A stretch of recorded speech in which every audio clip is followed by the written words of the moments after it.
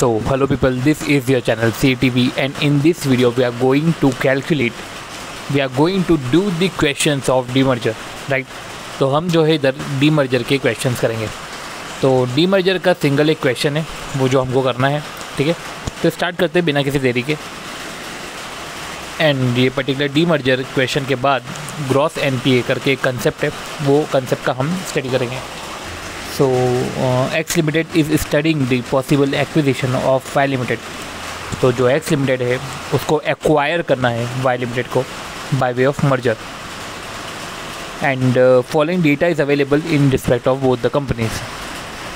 सो सबसे पहले market capitalization in the sense की मार्केट वैल्यू, देन अब इसको नंबर ऑफ़ शेयर से मल्टीप्लाई कर डिवाइड कर दे तो अभी ही हम जो है मार्केट प्राइस निकाल लेते हैं। तो हमने इस तरीके से जो है मार्केट प्राइस कैलकुलेट कर लिया। अब 3 रेशियोज़ देखे रखे, वो रेशियोज़ की डिटेल आप जो है सेपरेट ही इसको लिखो। सबसे पहले जीपी रेशियो। तो क्या आपको पता है कि जीपी रेशियो का फॉर्मूला क्या है, right? GP ratio in the sense GP divide by net cell, ये हो गया हमारा जीपी रेशियो। रही बात इन्वेंट्री टर्नओवर रेशियोज़ की, तो usually COGS upon average inventory होता है, और जब ओपनिंग क्लोजिंग नहीं दे के रखे, सिर्फ क्लोजिंग ही दे के रखे, तो हम क्लोजिंग इन्वेंट्री लेते हैं। और डेटा टर्नओवर रेशियो में COGS upon average data. Data में सेल्स ले लेते हैं, पर इन्वेंट्री टर्नओवर रेशियो में COGS अपॉन एवरेज डेटा लिया जाता है। सो COGS ही लिया गया है। सो स्टार्ट करते हैं और हम जो है कैलकुलेट करते हैं। 20% 5 times inventory turnover ratio, 4 times inventory turnover ratio. रही बात इन्वेंट्री टर्नओवर रेशियो की, ये हमने देख लिया। Debtor turnover ratio 3 times and 5 times. And then GP ratio 20%, right? So GP divide by sales is equal to 20%। And since sale पे 20% है, means COGS पे 25% है, राइट? तो ऐसे में हम सेल्स निकाल सकते हैं, और इस तरीके से हमने जो सेल्स है पर्टिकुलर 93.75 निकाला। And for B 20 lakh plus 25%, 25 lakh. So GP ratio, inventory turnover ratio, ये हमने करा calculate. And then debtor turnover ratio. अभी हम होप करते हैं कि डेटा में हमको सेल्स लेना है, तो sales divide by average debtor, in the sense जो है sales divide by average debtor. तो हमने सेल्स को जो है हमारा 93.75 डिवाइड बाय 3 लाख करा, एंड देन यही 25 डिवाइड बाय 5 करेंगे, तो इस तरीके से हमारा जो है डेटा आ जाएगा। ये कैलकुलेट करने के बाद हम जो है इंटरेस्ट भी कैलकुलेट कर सकते हैं। 10 लाख पे 12% 1.2 lakhs, right? 14.4 lakhs into 10%, 14.4 into 10%, 1.44 lakhs. तो हमने COGS निकाला, सेल्स निकाला क्योंकि हमारे पास GP था, डेटा निकाल लिया क्योंकि डेटा ये एज्यूम करते हुए कि सेल्स के ऊपर है, इंटरेस्ट निकाला, एंड ऑपरेटिंग एक्सपेंसेस है, स्टॉक भी और डेटा भी है। अब पॉइंट ये है कि डेटा है तो हमको डेटा अलग से क्यों निकाला? डेटा टर्नओवर रेशियो हमने फिर क्यों यूज़ करा? फिर कायदे से डेटा टर्नओवर रेशियो यूज़ ही नहीं करना चाहिए, तो ठीक है, हम डेटा जो हमने कैलकुलेट करा वो हम माइनस कर देते हैं। इन द सेंस हम वो हटा देते हैं जो हमने कैलकुलेट करा, क्योंकि क्वेश्चन में दे के रखा है। अब देखते हैं हम क्वेश्चन क्या नीड करता है, क्योंकि अभी तक जो गिवन फैक्ट थे उन फैक्ट को देखकर हमने जो है पर्टिकुलर ये चीज़ें निकाली, right? Swap ratio based on EPS and MPS respectively as weightage of 40% and 60%। तो EPS निकालो, MPS निकालो, देन वेट्स लो, ठीक है? हम MPS निकाल चुके हैं, market capitalisation divide by number of share, ये हमने MPS निकाला। अब हम जो है EPS निकाल रहे हैं, राइट? अब EPS के लिए आपको earning available to equity share holder होना ज़रूरी है। तो सिंस हमारा सेल्स है 93.75 lakh and then 25 lakh, right? जो GP है, GP भी हमने कैलकुलेट किया। तो इंटरेस्ट है, अब इंटरेस्ट हम जो है माइनस करते हैं। तो इंटरेस्ट माइनस किया, इंटरेस्ट कितना 1.2 lakh, right? And then 14.4 lakhs into 10% किया, तो 1.44 लैक्स, ठीक है? इधर से 1.2, उधर से 1.44। बट सी, इधर हमको EPS निकालना था, राइट? और हम जो है GP के रूट से जा रहे थे, इन द सेंस हम GP में से इंटरेस्ट माइनस करते, देन NP आता, देन हम इस तरीके से एग्जीक्यूट करते। बट ये जो GP परसेंटेज है वो इससे जो GP निकल रहा है, ठीक है, ये जीपी हमको यूज़ नहीं करना है, ये जीपी इनकम स्टेटमेंट में यूज़ नहीं करना है, इससे प्रॉफिट कैलकुलेट नहीं होगा, इससे ईबीआईटी ईबीटी कैलकुलेट नहीं होगा। हमको क्या करना है, हमको सेल्स, ठीक है, सेल्स हमने कैलकुलेट किया, ऑपरेटिंग एक्सपेंसेस हमने माइनस किया, राइट, ये हमारा आया ईबीआईटी, ये हमारा ईबीआईटी आया। सेल्स में से डायरेक्ट ऑपरेटिंग एक्सपेंसेस माइनस करके ईबीआईटी आ गया। मीन्स सिर्फ इंटरेस्ट बचा है माइनस करने को, और बाकी सब माइनस कर दिया। रही बात अगर जीपी रहते हैं, ठीक है, तो हो सकता है जीपी में और भी कुछ माइनस करना हो, ठीक है, इंटरेस्ट के अलावा और भी कुछ माइनस करना हो, पर वो हमको नहीं पता। हमको तो सिर्फ इंटरेस्ट दे के रखा है, तो हम तो यही चाहते हैं कि इंटरेस्ट के पहले का प्रॉफिट आ जाए, ताकि हम इंटरेस्ट माइनस करके ईबीआईटी कैलकुलेट कर लिए। इसलिए उन्होंने सेल्स में से ऑपरेटिंग एक्सपेंसेस माइनस करा, इससे डायरेक्ट ईबीआईटी पे पहुँचे। आपको जीपी पे जाने की ज़रूरत ही नहीं है, क्योंकि अगर आप जीपी पे पहुँचे तो आपको हो सकता है कि इंटरेस्ट के अलावा और भी कुछ माइनस करना पड़ जाए, बट हमारे पास सिर्फ इंटरेस्ट था, हमको डायरेक्ट ईबीआईटी पे जाना था, तो हमने सेल्स में से ऑपरेटिंग एक्सपेंसेस माइनस किया। तो ये कंसेप्ट जीपी वर्सेस ईबीआईटी जो डीमर्जर में आया है, ये अच्छा कंसेप्ट है, एक बार को देखना रहेगा, ठीक है। तो ईबीआईटी कैलकुलेट हुआ, ईबीआईटी में इंटरेस्ट माइनस करो, ईबीटी आएगा, टैक्स माइनस करो, ईएटी आएगा, EAT divide by number of shares करोगे तो ऐसे केस में आपका ईपीएस आ जाएगा 8.34 और 4.74, ठीक है। ये ईपीएस आया, इसको आपने वेटेज दिया, तो 4.74 डिवाइड बाई 8.34, ये आपका आया 0.568, राइट। और यही हमने जो है 150 डिवाइड बाई 75 करा, और इस तरीके से हमने जो है स्वैप रेशियो कैलकुलेट किया। तो हमें स्वैप रेशियो तो आगे कैलकुलेट करते, और स्वैप रेशियो जो हमारा आया वो है 1.427, राइट। तो हमें जो है अब जो है हम पोस्ट मर्जर ईपीएस कैलकुलेट करेंगे। अब पोस्ट मर्जर ईपीएस कैसे कैलकुलेट करना है, हमारे पास ईपीएस है, ठीक है, ईपीएस एक्स का, ईपीएस वाई का। एक्स का ईपीएस है वो है 8.34, वाई का ईपीएस है 4.74, एंड नंबर ऑफ शेयर्स है 1,60,000। सो टोटल अर्निंग कितनी है, तो total earning in the sense कि 8,34,750 जो हमारा अर्निंग आफ्टर टैक्स आया था, एंड 2,84,200 वो ऐड करो, तो आया 111,8950, and divide by number of shares. Number of shares में सबसे पहले 1,00,000 प्लस 60,000, एंड 60,000 को स्वैप रेशियो से आप मल्टीप्लाई करोगे, एंड जो स्वैप रेशियो है वो है 1.427। तो इस तरीके से हमारा जो है पोस्ट मर्जर ईपीएस आया वो EPS 6.03, right. And then post merger market price assuming same P ratio, तो post merger market price assuming same P ratio of X limited. हमारे पास जो है ईपीएस देख रखा है 6.03, हमको पी रेशियो से मल्टीप्लाई करना है। पी रेशियो से मल्टीप्लाई करने के लिए सबसे पहले आपके पास मार्केट प्राइस होना चाहिए, और आपने मार्केट प्राइस पहले भी निकाला था, राइट। तो हमारा जो 9 है वो 9 हमारा पी रेशियो है, राइट। तो 6.03 इंटू 8.99, वैसे तो 8.99 आया, ठीक है, तो हमारा 54.74 जो है, ठीक है। तो इस तरीके से हमारा जो है ये पोस्ट मर्जर आया मार्केट प्राइस। अब सिंस मार्केट प्राइस हमारा कैलकुलेट हो गया है, एंड देन हमें पोस्ट मर्जर गेन और लॉस निकालना है इन ईपीएस निकालना है, राइट।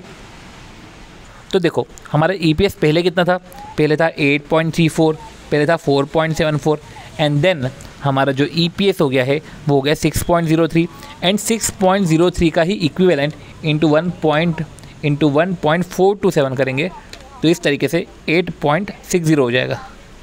तो एक जगह तो है हमारा 8.34 माइनस 6.03 जो है, एक जगह ईपीएस कम हो गया, मतलब कि एक्वायरर में 8.34 माइनस 6.03 ये है 2.31, इससे हमारा ईपीएस कम हो गया, राइट। और एक जगह जो है हमारा 3.86 ईपीएस बढ़ गया। तो जब 2.31 कम हो गया तो एक जगह हमारा लॉस है और दूसरी जगह हमारा जो है गेन है, राइट। तो देखो इधर हमने क्या समझा, इधर हमारी सबसे बड़ी लर्निंग ये है कि जीपी और ईबीआईटी अंतर है दोनों में।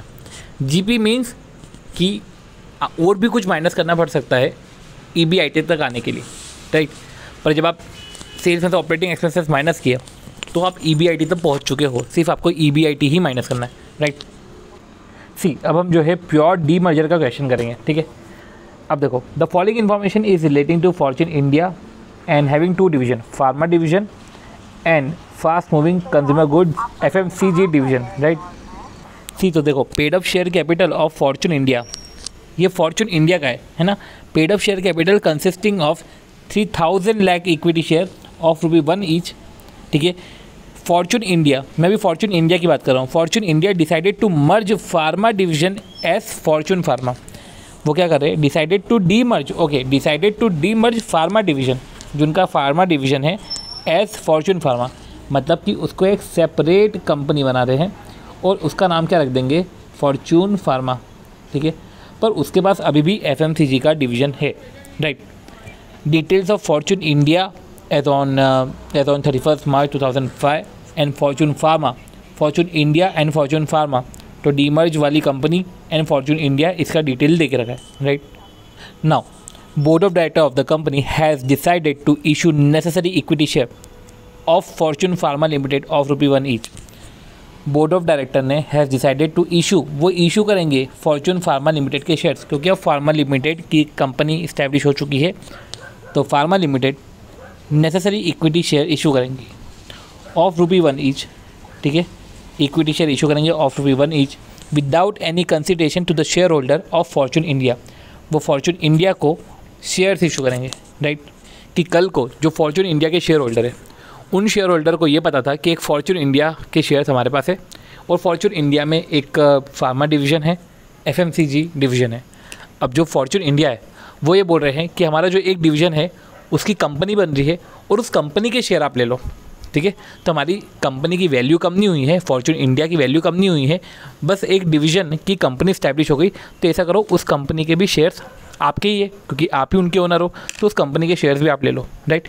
और जो शेयर्स है विदाउट एनी कंसिडरेशन दिए जा रहे हैं फॉर्चून इंडिया के शेयर होल्डर को।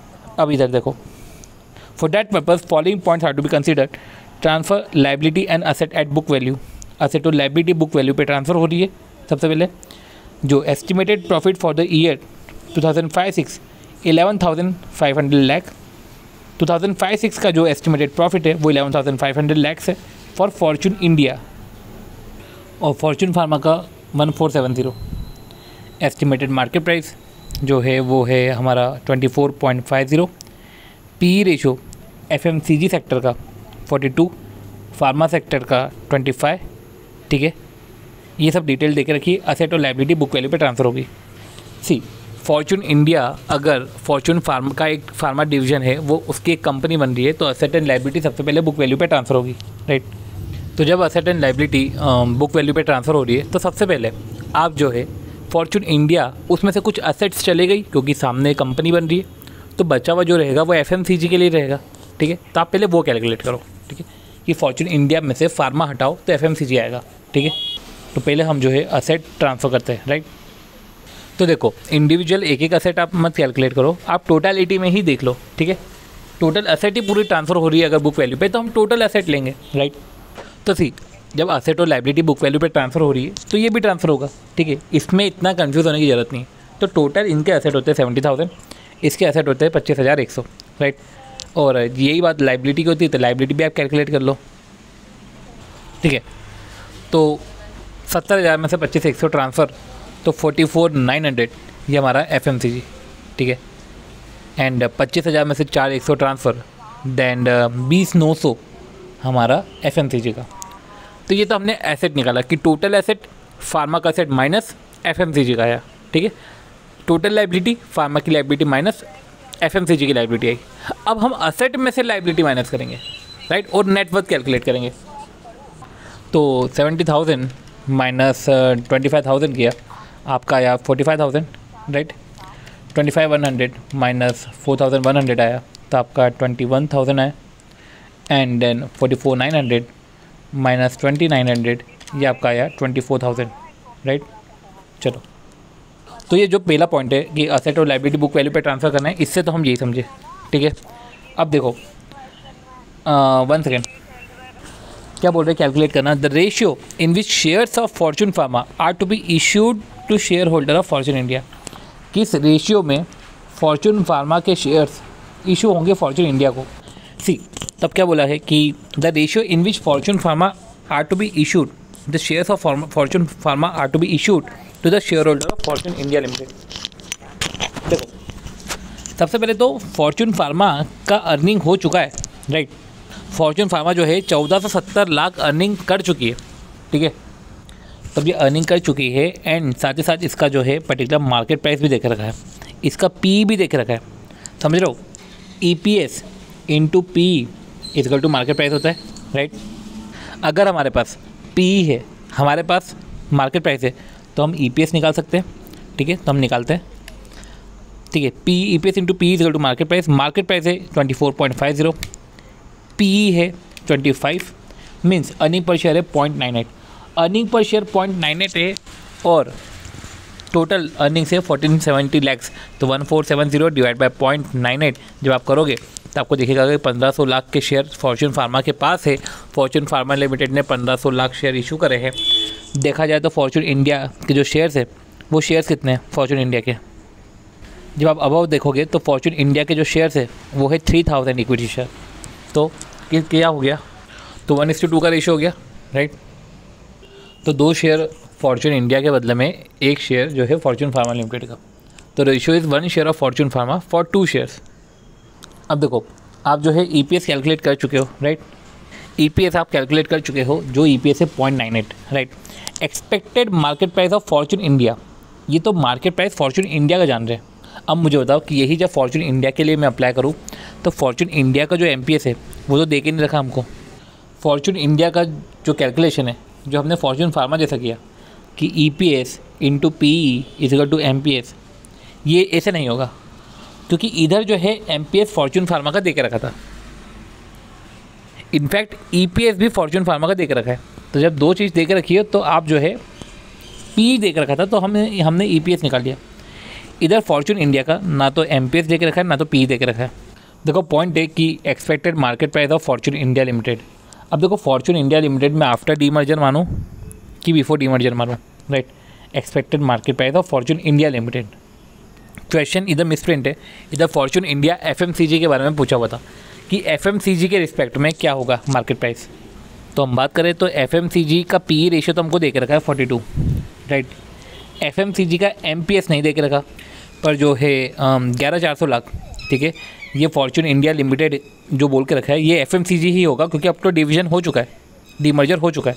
क्योंकि सिंपल सी बात है कि ये जो प्रॉफिट है वो 2005-2006 का है, जो डीमर्जर हुआ था वो 2005 में हो गया था, राइट। तो इसके बाद अब जो फॉर्च्यून इंडिया लिमिटेड है अब उसमें सिर्फ FMCG ही बचा हुआ है। तो देखो 2005-2006 डीमर्जर के बाद का प्रॉफिट है, ये 11,400 है, राइट। फॉर्च्यून इंडिया लिमिटेड, ठीक है, ये FMCG, तो 2005-6 डीमर्जर के बाद का प्रॉफिट है फॉर्च्यून इंडिया लिमिटेड का। तो मीन्स ये प्रॉफिट जो है वो FMCG सेक्टर का है। 1400 लाख फॉर्च्यून फार्मा लिमिटेड का है, तो ठीक है। तो देखो अब टोटल अर्निंग, ठीक है, और PE रेशियो देख रखा है। तो total earning into PE ratio की अगर हम बात करें तो अगर मैं 11,400 को मैं PE रेशियो से मल्टीप्लाई करूँ तो ऐसे केस में टोटल मार्केट वैल्यू तो आ सकती है 478800, ये तो आ सकती है। और FMCG के जो शेयर है वो शेयर कितने हैं, राइट। एक बार देख लेते हैं FMCG के शेयर कितने हैं। सी फॉर्च्यून फार्मा ने तो इनफैक्ट 1500 शेयर और इशू करे थे, मतलब कि ये 3000 शेयर जो है इसमें से माइनस नहीं होगा 1500, ना तो 3000 में प्लस होगा। फॉर्च्यून इंडिया लिमिटेड के 3000 शेयर है वो अपने आप में इंटैक्ट है, राइट, वो अपने आप में इंटैक्ट है, ठीक है। तो इस तरीके से 159.6 आएगा 3000 शेयर से डिवाइड करके 159.6।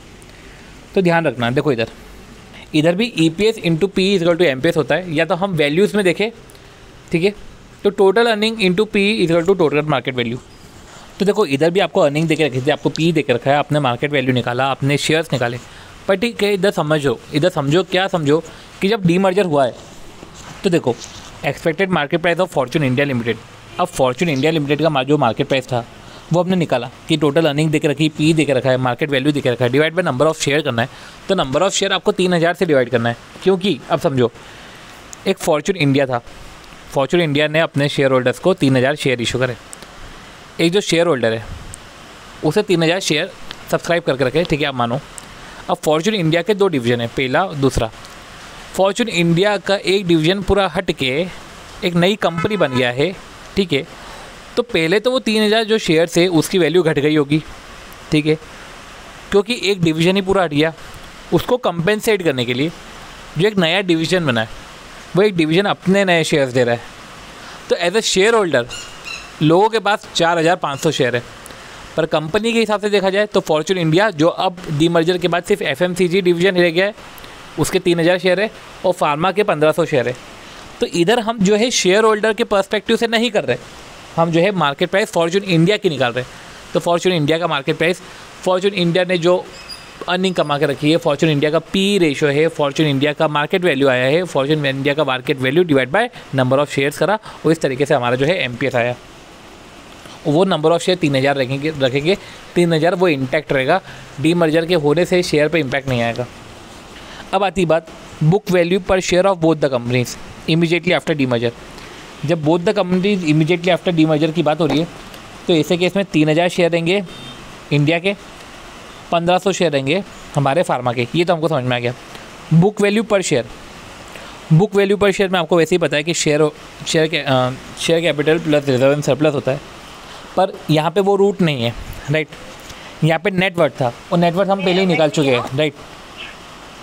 सो हमने बहुत सारी चीज़ें डीमर्जर में समझी है।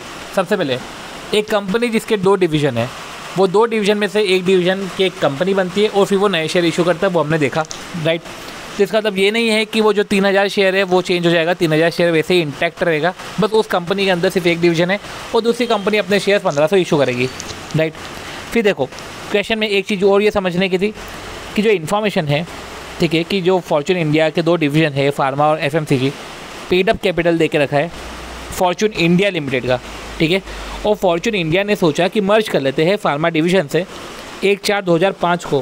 तो ये जो डिटेल है ये 1/4/2005 की डिटेल है, ठीक है। तो देखो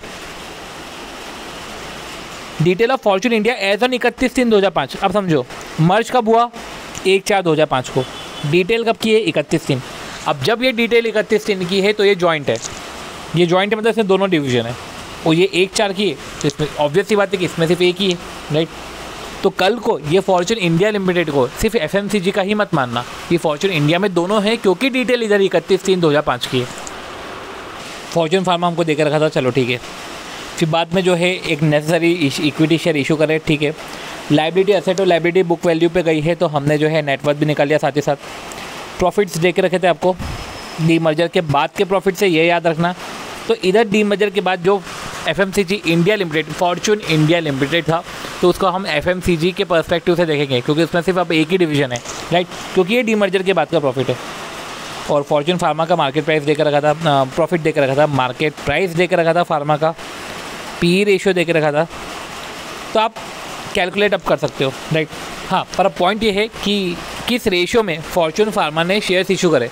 अभी आपने बोला कि फॉर्च्यून फार्मा ने शेयर इशू करे, पर कितने, फॉर्च्यून फार्मा ने शेयर कितने इशू करे वो मैटर करता है। वो कैलकुलेट करने के लिए हमारे पास अर्निंग देके रखी है, हमारे पास पी रेशियो देके रखा है, हमारे पास मार्केट प्राइस देके रखा है, राइट। तो पी रेशियो मार्केट प्राइस जब हमको देके रखा है तो हमने जो है ईपीएस निकाल लिया। हमारे पास टोटल अर्निंग देके रखी तो हमारे पास टोटल नंबर ऑफ शेयर्स आ गए। फिर हमने देखा कि यार फॉर्च्यून इंडिया के 3000 शेयर्स है, ठीक है, और जो है 1500 शेयर फॉर्च्यून फार्मा के हैं। तो जो शेयर होल्डर्स है फॉर्च्यून इंडिया लिमिटेड के शेयर होल्डर्स है, जो फॉर्च्यून इंडिया के शेयर होल्डर है, उनको किस रेशियो में बढ़ रहा है। तो उनके पास तो 3000 शेयर थे, उनको 1500 और मिले तो 2 के बदले में 1 मिल रहा है उनको, राइट। फिर फॉर्च्यून इंडिया जो एफएमसीजी है, अब तो सिर्फ एफएमसीजी ही बचा, उसका मार्केट प्राइस जब हमको निकालना था तो मार्केट प्राइस निकालने के लिए हम ईपीएस को पी से मल्टीप्लाई करते हैं और मार्केट प्राइस आता है, राइट। हमारे पास ईपीएस तो हमको दे के नहीं रखा है, तो ऐसे केस में हमको टोटल प्रॉफिट दे के रखा है, पी रेशियो दे के रखा है, राइट। तो हमने मार्केट वैल्यू निकाली, राइट। नंबर ऑफ शेयर्स हमको पता थे 3000, तो हमने मार्केट प्राइस निकाल लिया, ठीक है। अब से हमने मार्केट प्राइस निकाल लिया, अब ये बोल रहे हैं कि बुक वैल्यू भी निकालो, राइट। बुक वैल्यू निकालना है तो हमने पहले ही नेटवर्थ कैलकुलेट करके रखा है, divide by number of shares करेंगे, तो इस तरीके से हम जो है बुक वैल्यू निकाल लेंगे। तो होप सो ये पर्टिकुलर वीडियो आपको समझ में आया होगा, ये पर्टिकुलर क्वेश्चन आपको समझ में आया होगा। अगर वीडियो अच्छा लगे तो please do like the video, share the video and subscribe to the channel CA TV। आवाज़ थोड़ी सी आपको गड़बड़ वाली आ सकती है क्योंकि बारिश आ रही है, तो वो बारिश का इम्पैक्ट रहेगा, ठीक है। तो मिलते हैं हम नेक्स्ट वीडियो में, जहाँ पे हम डीमर्जर के आगे के क्वेश्चंस करेंगे, जैसे कि ग्रॉस एनपीए और दूसरे भी कुछ कॉन्सेप्ट है। वो ऑब्वियस सी बात है कि मैं आपको टाइटल या थंबनेल में मैं आपको शो कर ही दूँगा, ठीक है। बाय।